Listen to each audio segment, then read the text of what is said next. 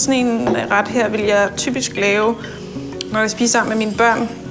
Altså porree er ligesom en af mine absolut favorit grøntsager, fordi man kan gøre så utrolig meget med den. Og her er den bare dampet, eller sådan lidt kogt i lidt vand med salt. Det er ret lækkert, når de bliver møre. Så har den fået en vinaigrette med lidt skalotteløg og lidt honning. Sådan lidt lavendelhonning giver sådan lidt dejlig blomstersmag. Og så de her sorte beluga-linser, som har et rigtig fint bid, og som sådan lige tilfører sådan lidt mere tygte, så det bliver en ret.